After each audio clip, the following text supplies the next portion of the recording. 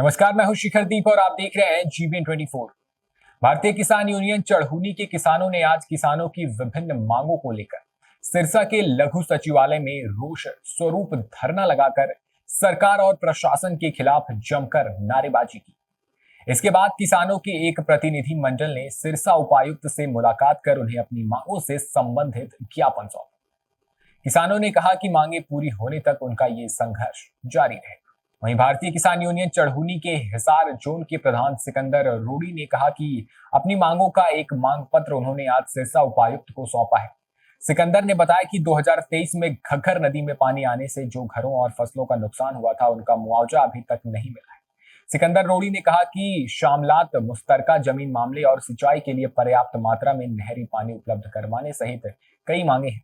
उन्होंने कहा कि जब तक उनकी मांगे पूरी नहीं हो जाती, उनका ये संघर्ष लगातार जारी रहेगा। आज पहली दफ़ा देखा है, अभी 3 महीने रह गए इलेक्शन होने में, तो सरकार अब एक सांस में सारा कुछ निपटाने के लिए तैयार है। सारा डिपार्टमेंट बैठा रखा था। आज पहली दफ़ा देखा, अभी सिरसा के डीसी में सारे अधिकारी बैठे हुए थे और डीसी साहब भी पूरे 100 की स्पीड से चल रहे थे।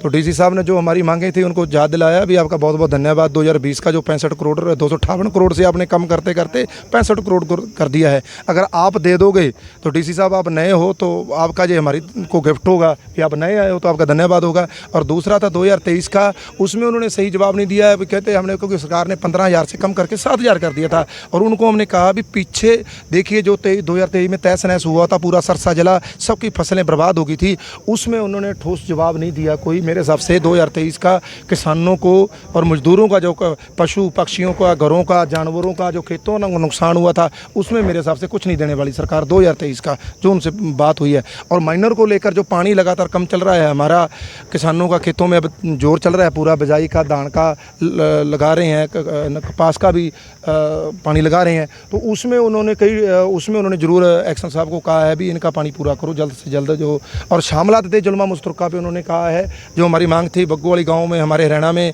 सिरसा जिला में भी काफ़ी ज़मीन है, वैसे सबसे ज़्यादा कुरुक्षेत्र में है, इसकी पेहवा जिला में।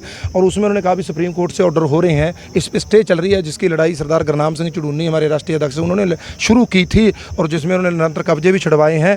और अभी एक बग्गू वाली केस में आए थे, वहाँ सरपंच साहब हैं हमारे रिंकू जी, वो थोड़ा सा अपने सरपंच का अनुभव दिखा रहे हैं। अभी हम सरपंच हैं, पर हम भी उनको माध्यम से बताना चाहते हैं, अभी अगर किसानों की लड़ाई शुरू हुई तो सरकार की ईंट से ईंट पहले भी बजाई है, तो अब भी बजा देंगे। सरपंच तो हमारे भाई हैं, चलो उनको भी बात करेंगे उनसे।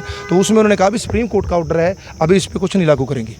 ये चीज़ें, इन चीज़ों को लेकर हम गए थे, उन्होंने ज्ञापन लिया और हम आगे ज्ञापन दिया है। आगे क्या रूप रहेगा? आगे तो ये है भी, अगर 265 करोड़ है जो हमारा मेन, और दूसरा 2023 की लोगों का ओपिनियन लेंगे, जो फसलों का नुकसान हुआ है घग्गर से। जैसे घग्गर में कई, हमने ये भी कहा था भी घग्गर से कई खेतों में बहुत भारी मात्रा में मिट्टी उठाई गई है, उसका मुआवजा कौन देगा? अभी तक सो रही है सरकार। तो उसमें किसानों को जाके बताएंगे, गाँव दर गाँव जाके।